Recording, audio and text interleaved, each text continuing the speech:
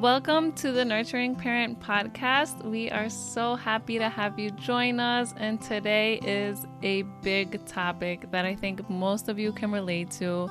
It's getting triggered by your child's behaviors. So Amma will give us some mic drop moments about how we can deal with this. And I'll share a story about how I was triggered literally this morning by my daughter and how it just quickly leads to me wanting to threaten and fight back. And it gets me really angry pretty quickly, no matter how much I can prepare for those moments. We just start reacting, and I even want to spank my child, and I don't spank my child, but I feel it in my body where I'm like, you need a spanking. We hope you enjoy this episode. If you can relate, stay tuned to hear how we can come to a better solution when our kids are quote unquote triggering us. All right, let's get into it. Hey, Mama, welcome to the Nurturing Parent Podcast. Do you want to end the constant battles for bath time? Do you find yourself emotionally exhausted at the end of the day? Do you wake up with big hopes for a smooth day of fun with your little ones, only to face an early morning meltdown because you peeled their banana the wrong way? Silly you. Silly you. Hey, I'm Serena. I'm a mama of two little ones, and as a new mama, I constantly questioned myself. I wanted to make sure I was raising respectful kids while also building a strong bond with them. But I discovered that I had to unlearn my ideas that punishment was the way. With Lisa's encouragement, I've been practicing a respectful and gentle parenting approach, which is strengthening our bond as a family. And hi, I'm Lisa. Amma means grandmother in Icelandic. I am a mama and an Amma. And I have over 40 years of experience in childcare and parent coaching. And I am so excited to share the knowledge I've gained over these years with you. Together in this podcast, each week we will explore some easy to implement skills you can add to your parenting tool belt to help you create a happy, thriving family.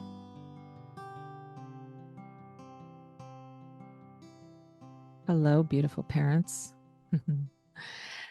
Today we have another Q&A for you, and Serena and I have decided that we're going to pull from some of the questions that you have answered when you come and join our Facebook group.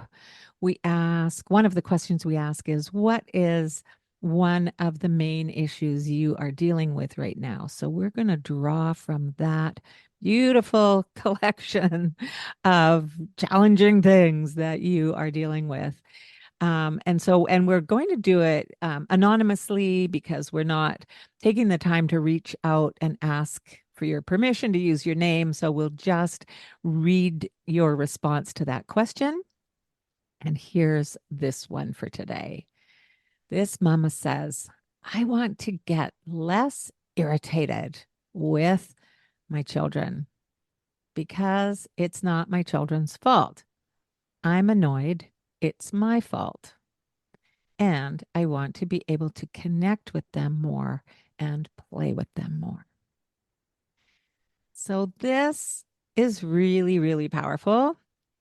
And for me, what that really speaks to, that I'm sure every single parent out there can relate to, is how easily triggered we can be by our children's behavior. Am I right? Yes. And that's really what the majority of the parents are writing in when they are joining the Facebook group.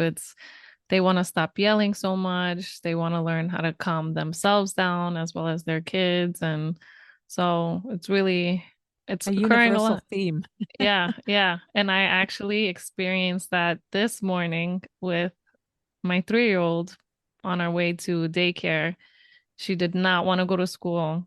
It was, and I understood, I knew it was going to happen. So I was mentally preparing myself for this battle that was coming because my mother-in-law takes care of this little boy. He was sick, so he had to miss out on school. So he came to the house because she was going to be watching him. And I knew once Andrea saw him, she was going to want to stay home. And, and I was like, uh-oh. And I was pre-paving all morning. We were going to go to school. Since yesterday, I was pre-paving because she's been fighting with me quite often now to go to school. And so I was pre-paving. Everything seemed great. And then that happened. And right after he So came, wait. Oh, he arrived then? yeah, he That's what arrived. happened? Okay. And then she was like, I'm not going to school. I'm not going to school. And it Mm, just triggered me, even though I was prepared for it, it triggered me so fast. mm, And then I went to the threats and I was like, okay, well, we were gonna go to grandma's house, but if it's gonna be a battle to get to school, we're not going to grandma's house this weekend. And I was like, do mm. you want me to call grandma? Do you want me to call grandma? If you don't put your Ooh. shoes on, I'm gonna call grandma. She wouldn't. Oh, she started throwing toys. She was throwing them. If you throw that toy, I'm calling grandma now. And I knew I should not have been doing this, but I was just so triggered and so getting frustrated because I had a meeting to go to and I had to get out the door. And that's usually what's happening is I have to get out because we're late. She's late. She has to be in by 9. I'm late. I have to be in by 9:30.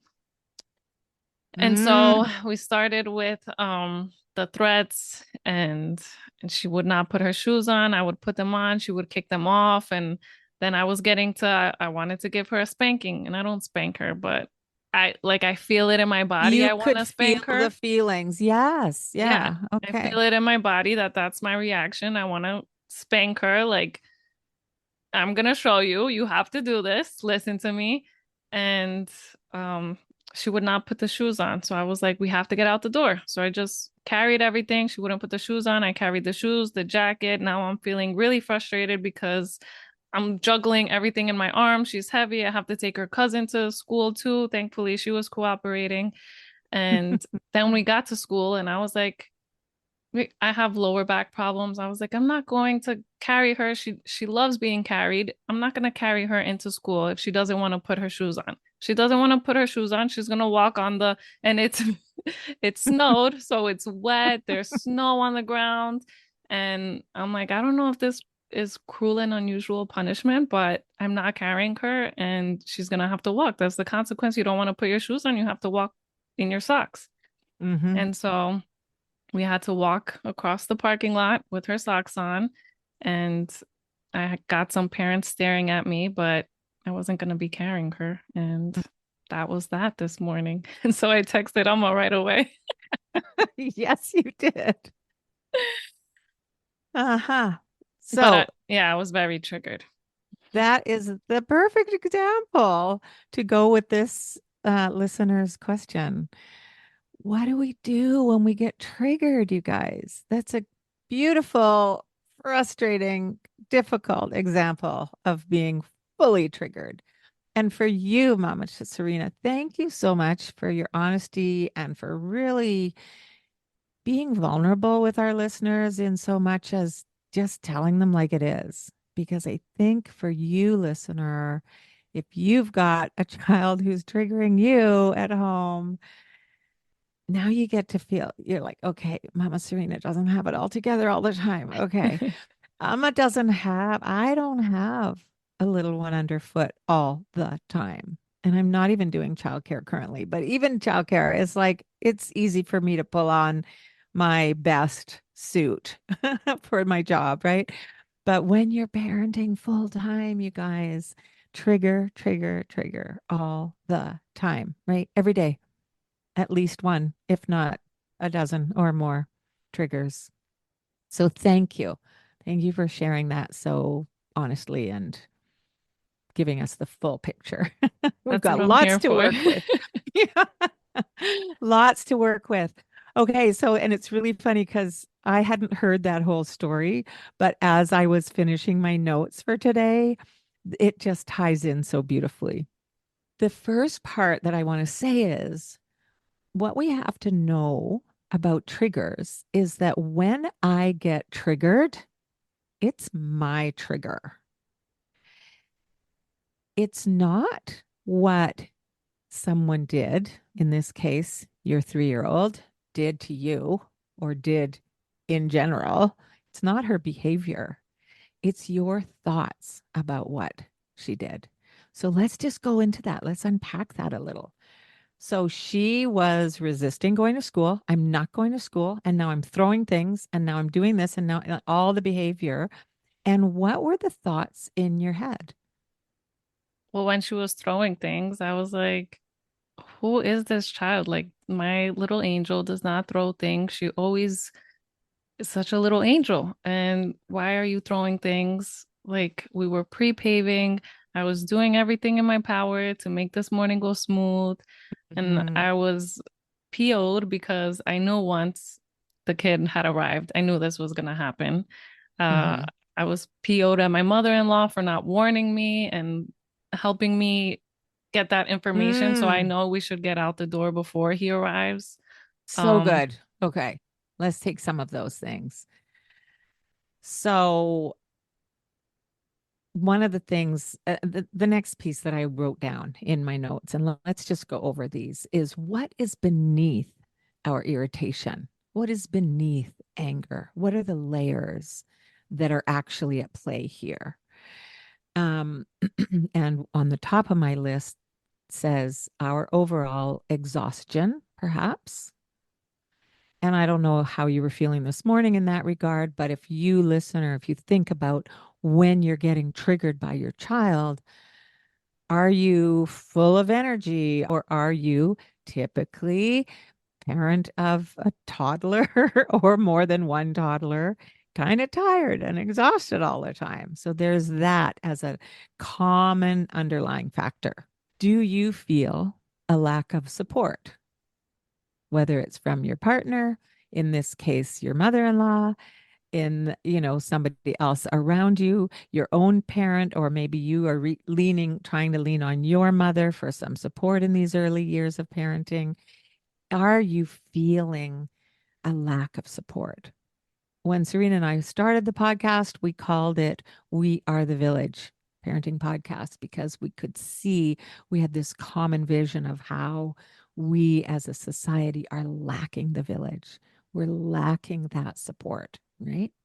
So that's an underlying layer beneath irritation and triggering and anger that comes up so quickly. Do we feel or do we have a lack of basic knowledge about child development, which can create unrealistic expectations? So I don't know if that was coming into play with you, Serena, but for our listeners, that's so often the case. I've always said we should be teaching child development in high school because a huge percentage of people who are in high school will become parents within the next decade, right? So, not to rush children into being parents, but we become parents without any knowledge of what's typically something that our child can do. um, Putting their shoes on. And in this case, I think she was using that as a resistance against going. She figured if she didn't put her shoes on, she wouldn't have to go, right? yeah. Yeah. In other times, it might be more that it's just really hard for her to put her shoes on, your child, and or boots even. And we just want them to hurry up and get those shoes on. And we don't give the time and the space for them to be on the learning curve. It's really hard to put shoes on. um, so, do we have unrealistic expectations? Is that underlying us getting triggered? Um, do we have an over busy lifestyle? Yes, most of us do. Most of us do now, even me. I'm a grandmother. My grandchildren are half grown up, and I have an overbusy lifestyle a lot of the time. And you, young parents, definitely are struggling with that one for sure. So these are all different reasons why that irritation in us can be so close to the surface. And so we're like trigger happy, that just clicking, boom, into that trigger so quickly, right? Short fuse. Um, and also our expectation of our child and what they should be able to do or what they will do may not be aligned with that individual child. For example, my sister, I'm going to use an example. My sister is a very punctual person, and she has a child who's now a teen, but she has a child who is very slow moving and takes a really long time to process what needs to be done in the morning before getting out the door. Right. And she's like, come on, come on, come on. And he's like, do. He's a very different child than she was. He's a very different person. Your child may be a very different person than you are, and then the child that you were. So, is our expectation of what we want our child to do or who we want them to be, is that aligned with who our child actually is? So that awareness can be really helpful. And the other one that I wrote down about what might be beneath our irritation and our quick trigger to anger is, do we think that our child is just trying to make us angry? Is our child just trying to bug us right now? Because that's what it feels like. Am I right? Yes, 100%. Yeah. So let's look at anger. Underneath anger is almost always a feeling of vulnerability. You might be feeling vulnerable as a parent because you feel maybe like inadequate, like I don't have the tools to do this. I don't know how to do this. I feel unprepared. I hear Melissa saying these things and I try them and they're not even working. So now I'm mad at Melissa too. Serena was pre-paving like crazy and it should have worked. And so then we have this vulnerability like, I'm doing something wrong. Is there something wrong with me? Am I a terrible parent? All that vulnerability comes up as anger, and anger comes up to protect us from being vulnerable. So it's a protective field. It's a shield that we put out against the world. Now you are going to do what I say because I said so right now. That is going to protect me from feeling like I don't know what I'm doing and I'm scared right now because all the tools aren't working, or I don't even know what the tools are anymore because I'm so angry. Right. Right. So I want you to remember that no one can make you feel anything. Your child cannot make you angry. Your child is doing something and you are feeling angry. You might think it has to do with what your child is doing, but in fact, your anger is your anger. I'm sorry, that's funny because just this morning when I was waking up my daughter, I was going through that exact thing and I was saying it out loud. And I was saying, you make me so happy. And I was just listening to myself say, you make me feel so happy. And I was just going, like, trying to make sense of, you are just the sweetest thing when you're sleeping. I love you so much. You make my life so much better. And I was just saying what I was feeling and then noticing how I was saying me and I for the things that she was giving me. I don't know. It was just something weird that I was just going through this morning. It was funny that you brought that up. It's really perfect because we need to learn how to own our feelings for ourselves. And it's really important because in our marriage and partnership relationships too, we're going to get in trouble if we're depending on that other person to make us feel good, right? Mm-hmm. to make us feel happy, to make us feel supported, to make us feel worthy Yeah. in any way. And it needs to start with how we speak to our children. I love you is what I'm hearing about when you see that. Oh, you guys, that sleeping face of your Oh my gosh, child, yeah. Yeah, right? she was asleep while I was Oh, saying all of this. right. It's the big melt. I still do it when I see my half-grown grandchildren sleeping. I'm like, oh my heart, oh my heart, oh my heart. And so that's a great place to practice because what we're going to move into is we're going to move into how do we shift out of this triggering? Okay, I promise we will. And the first thing is practicing some mindfulness, I guess it is. And we'll get into what that looks like. But right now, like practicing how are you using your words about what you're feeling? So when you look at that sleeping angelic face of your darling, it's like, oh, my heart is so happy right now. I just love you so much. And I just can't even express how deeply that love resonates in my body. And you're just looking at a sleeping child. You're just Yeah. and own that feeling though, because that's the connection, right? So that's beautiful.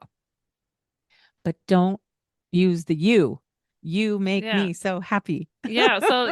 So I was just saying it and then thinking of the words I was using and I mean, it was like an awareness that I was coming to when I was Mm-hmm. saying it. And so it's funny that you brought it up. I love it. I love it. Okay, so back to the not so loving feelings that we feel. Um, the main thing underneath our anger is all kinds of different frustrations that we might be experiencing.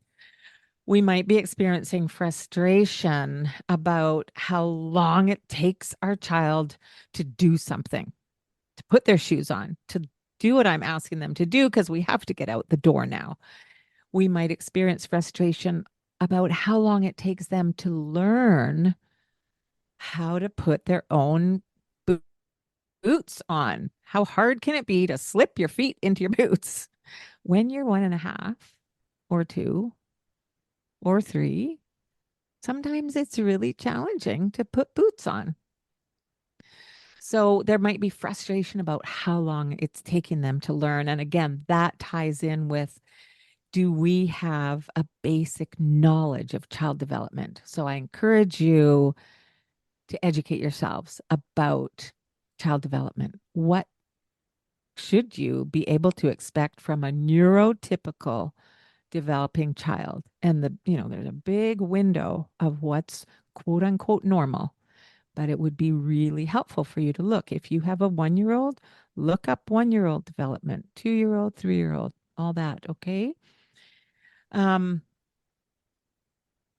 there's frustration about regressions that our child might be having. There may be frustration that you're having with somebody else in your life, like your spouse, and you just had a spat this morning before they went out the door to their place, and you were trying to get out the door with the kids all by yourself now, whatever that is. You might be having frustration with your mother or your mother-in-law or a sister or a friend or a coworker or somebody who just said something rude to you. So all of this is underlying the triggering that we're experiencing. You might be frustrated with yourself for not doing it right, for not knowing how any better, for getting angry at your child again when you know better, for feeling like you want to spank her when you don't even spank your kid. Like, even just having that feeling, you might be frustrated with yourself, right? So, all of that is inside being triggered. I want you to just take a moment and I want you to look at, this is a psychology portion of today's episode. What happened to you as a child when you had big feelings? For you, Serena, with this specific example, what happened to you if you didn't want to go to school that day for whatever reason? What happened to you when you weren't doing what your parent wanted you to do or told you to do? I would get spanked. Mm-hmm. And how was that? How did that feel in that little girl's body and heart and mind and Mm, emotional being?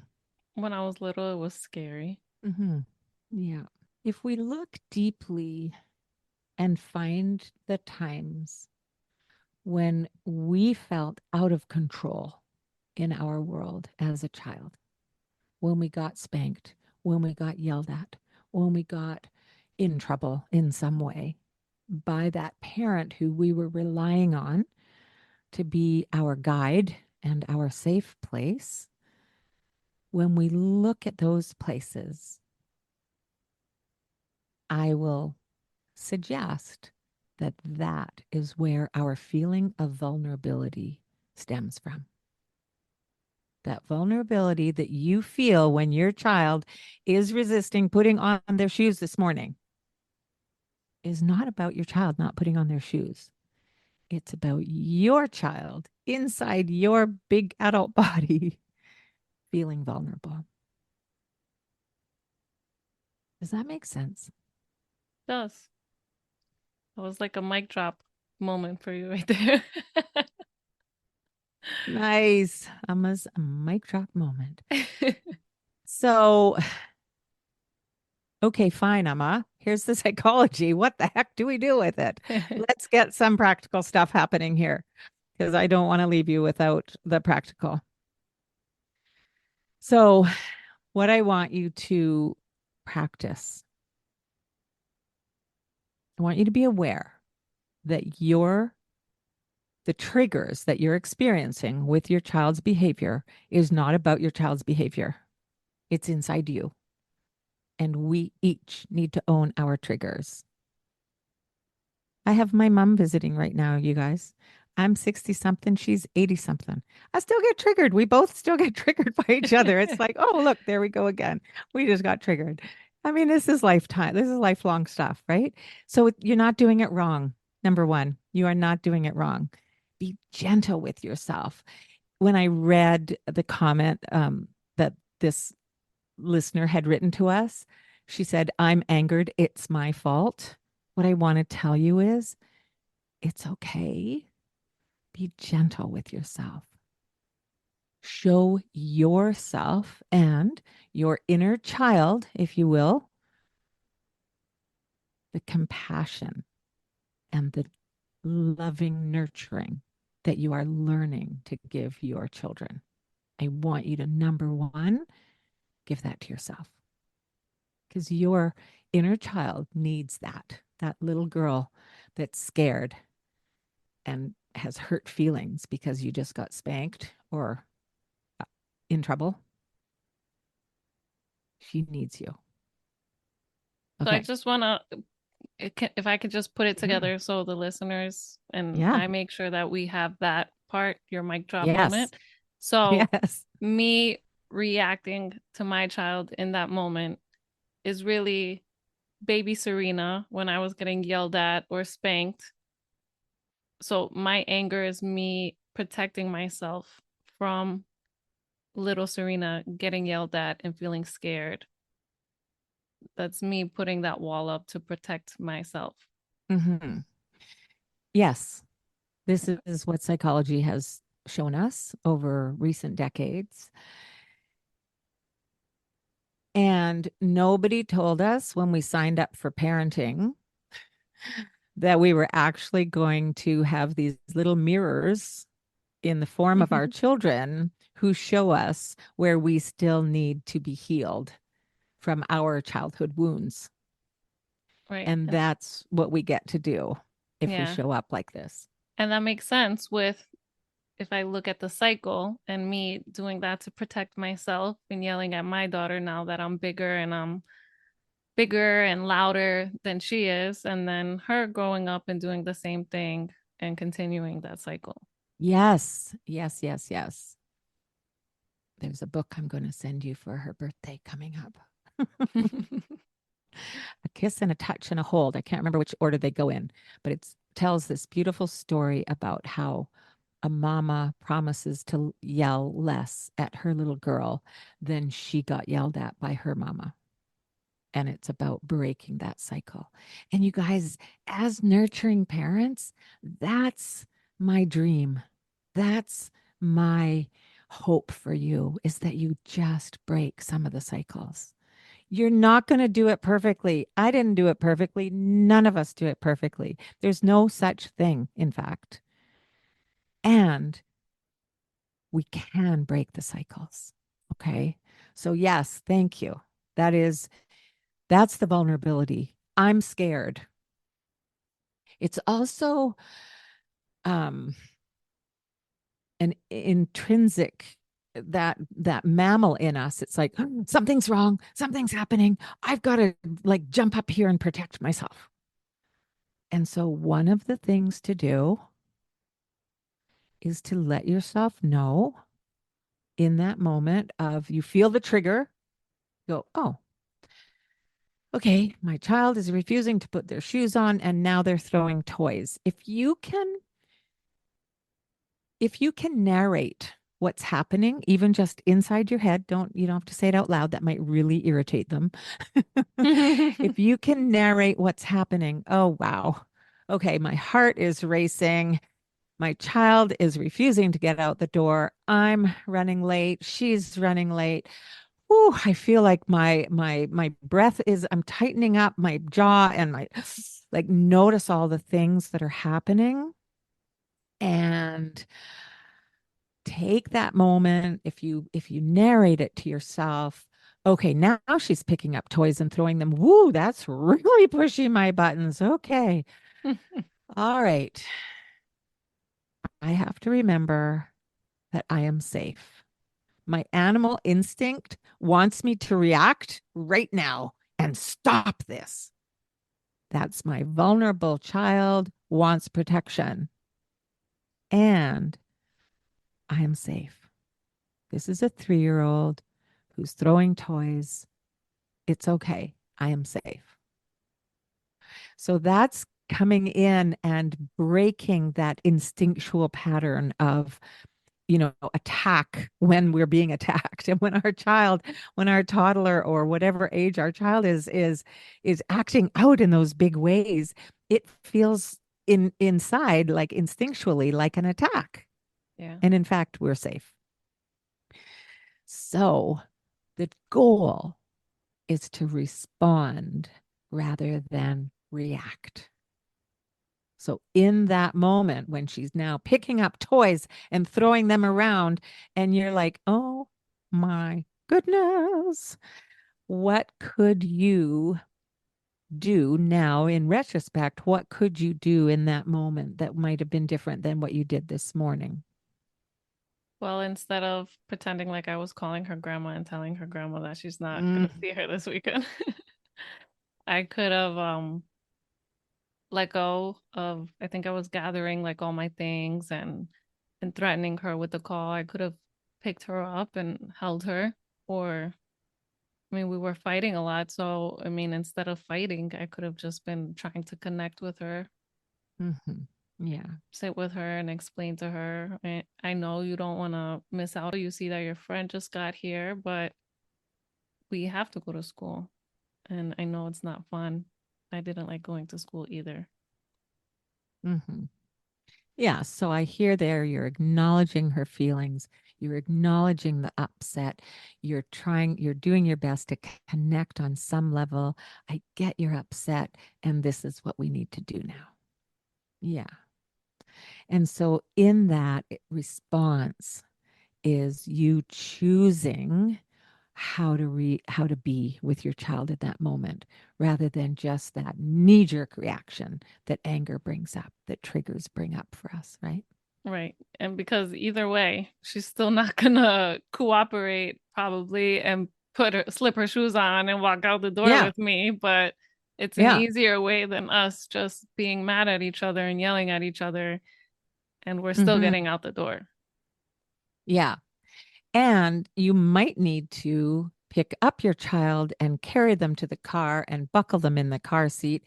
And you can say to them, I get that you're angry right now. I get that you're frustrated that you can't stay home with your friend that you like to play with. And I get that this is a really hard moment for you. And we need to go now. Right. So you give them allowing their feelings to happen, and you continue with what needs to happen in your world. And what I want to say is, um, we want to try to dismantle that trigger that we're getting. The, the amount of times we're feeling triggered by our children, we want to dismantle it. So the best little tool, wow, it's a big tool that I want to give you right now, just to pull this one to a close, is um, it's about building self-awareness. So when you're in those moments, like you this morning, Mama Serena, you probably aren't going to be able to check in with your body and all those things that are going on inside you because you're just in reactionary mode. And in an episode soon, I want us to talk about the flipping your lid that happens in our brains. Yeah, that was a Because, really good one. yeah, because that's what's going on here. The prefrontal cortex, forget about it. Okay, so we'll get into flipping your lid, and that's a beautiful thing. Right now, what I want to say is when you're not in reaction, when you're not triggered, I want you each to take time to notice your body. When you're walking upstairs, feel each foot on each step. Maybe your hand is on the railing. What does the railing feel like? Is it smooth? Is it cold? Maybe you can feel your clothing on your body as you walk up the stairs. If you're driving your car, is the steering wheel cold? Is it soft? Have you got something cushy on it? Or is it hard and, you know, like just get into feeling the sensations in your body. This is a form of mindfulness. And what it leads to is when we're looking at that experience you had this morning of looking at your child in the bed and she's sleeping and she's just like, oh, where do you feel that in your body? What are your experiences in your body? Like for me, when I feel that, my shoulders relax and I want to take a deep breath. And it's just like this calming sensation comes over me. And if somebody says something and I'm walking through the living room and somebody says something that irritates me, what happens in your body in those moments? Ooh, I just held my breath for a minute. Oh, I just felt my jaw clench. I want you to start practicing getting aware of what's happening in your body. And how that ties in with triggers is when you feel triggered, you will start to notice my heart is racing. My breath is either shallow, or for me personally, I hold my breath if I'm upset about something. All the different sensations in our bodies. And that's the way that we can actually intercept an anger automatic response and take that pause in which we can then make a more powerful choice for ourselves and for our children in the moment. So that's your homework. Should you choose to accept it, is just a body awareness.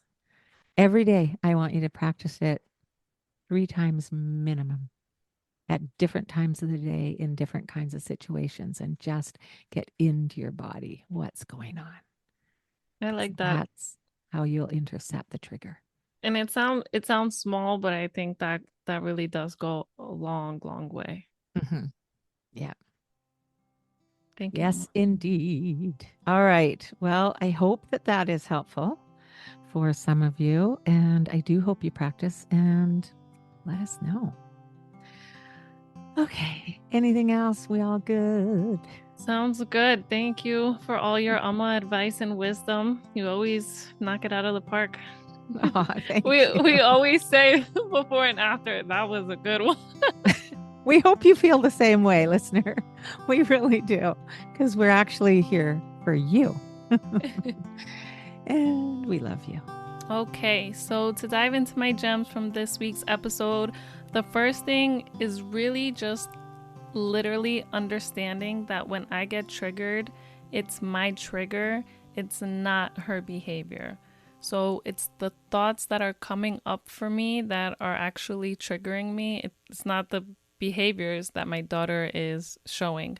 So this could have happened maybe this morning, and if I'm in a better mood, I wouldn't have reacted the way I reacted because it was my thoughts that were triggering me. It wasn't the actual behavior.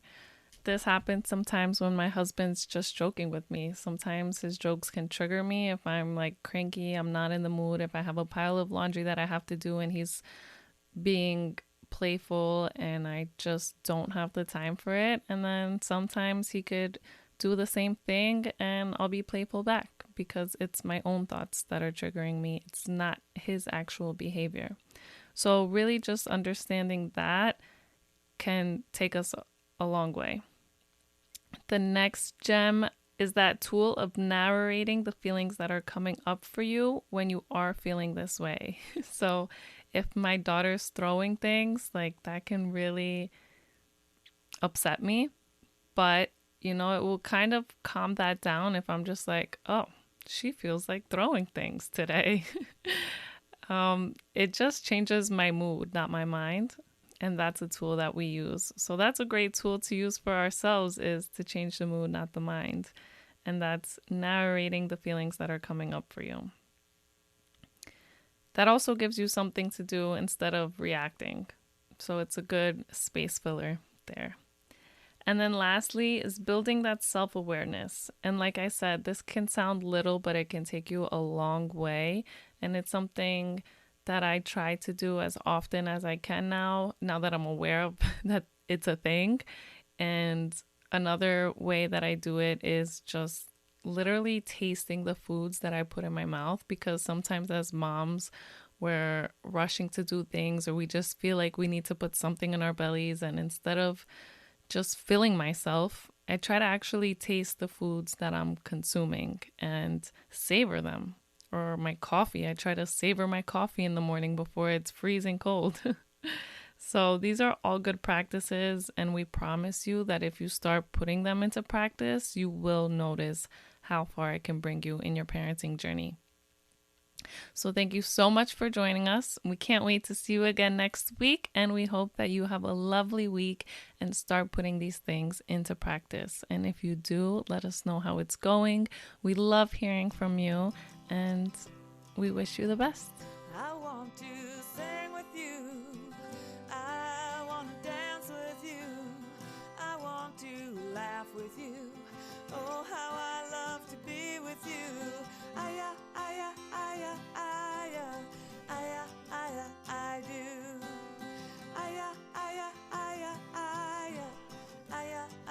I do. Such a short time we've been together. Seems like a lifetime or two. Never knew I could love another